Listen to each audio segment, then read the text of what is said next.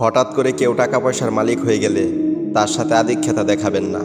তার আয়ের উৎস কি সেটা জেনে নেবেন। এক কাপ চা খেয়ে তার পিছনে ঘুরে চেয়ার পেতে দেবেন না।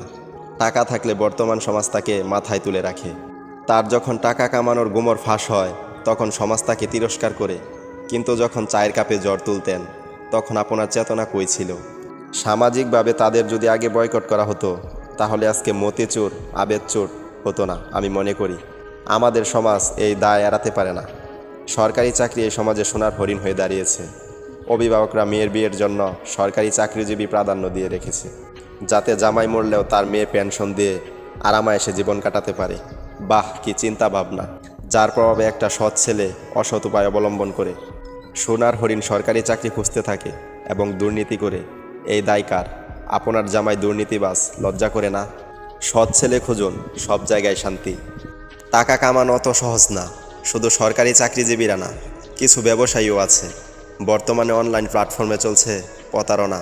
মানুষের সাথে মিথ্যা আশ্বাস দেখিয়ে প্রতারণা করে। আমি শুধু ভাবি এই টাকা দিয়ে তারা সন্তান ফ্যামিলি কিভাবে চালায়।